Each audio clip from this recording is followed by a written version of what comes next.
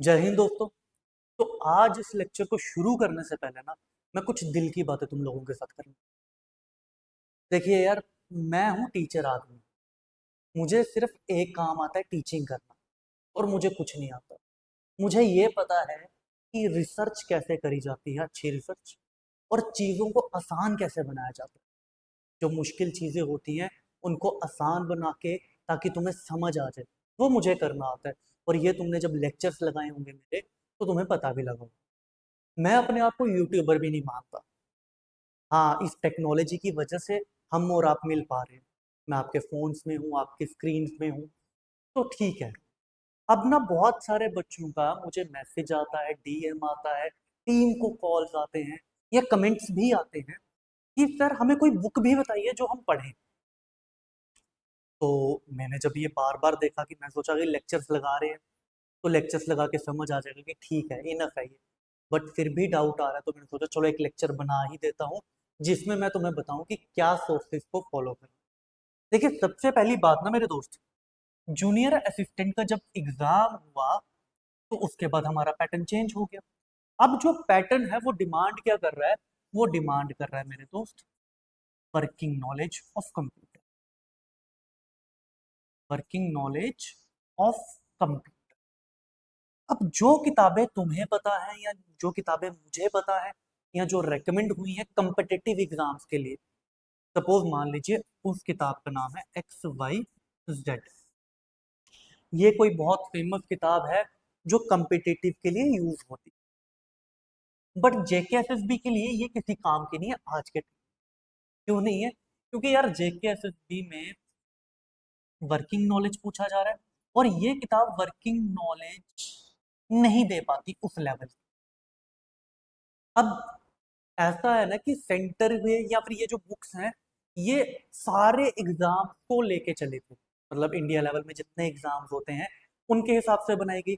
और बाकी सारे एग्जाम्स में आज की डेट में आते हैं पॉइंटर्स पे क्वेश्चन। तो इन्होंने क्या करा, ये पॉइंटर्स ही बना लिए। अब हमने पहले क्या करा था, इन पॉइंटर्स को रट लिया था।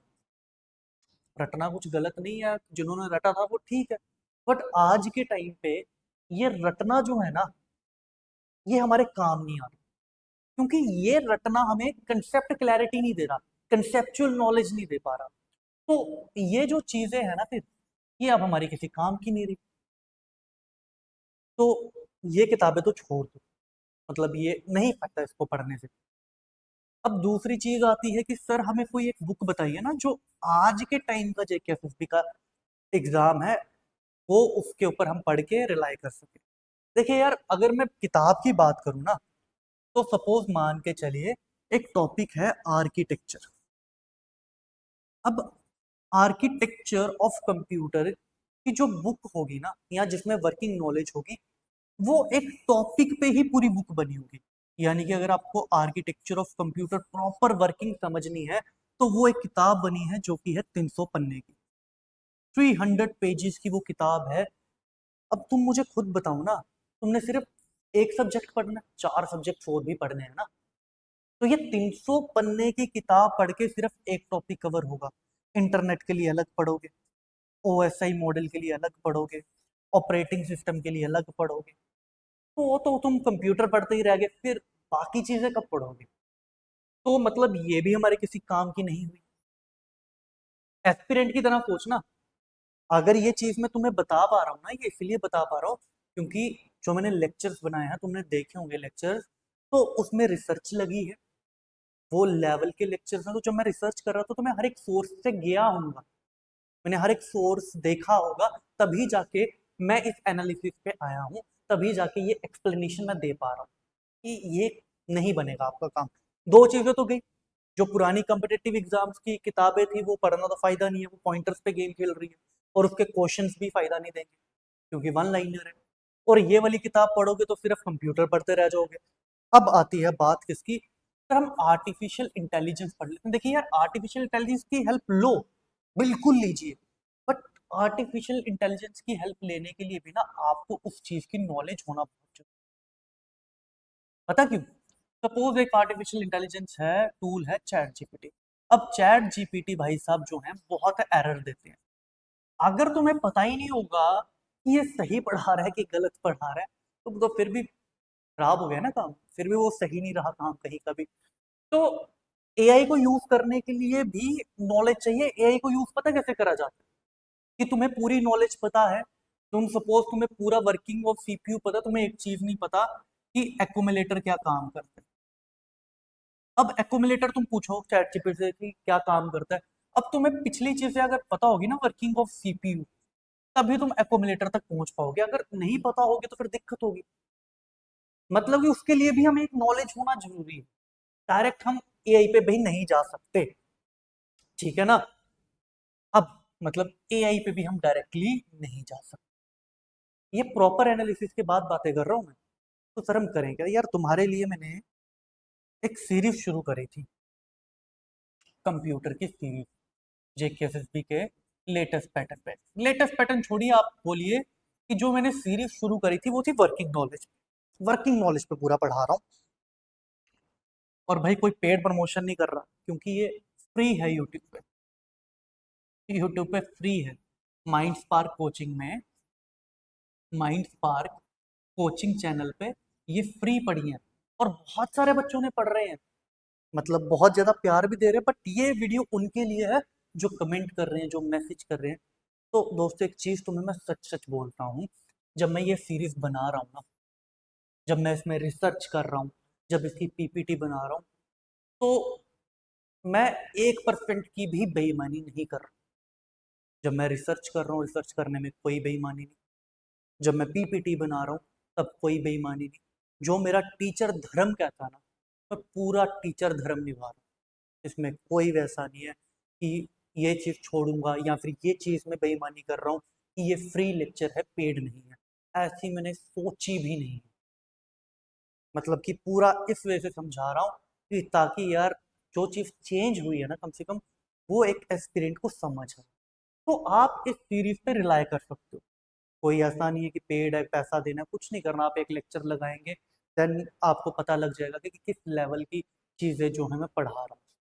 हाँ, टाइम जरूर लगेगा, क्योंकि यार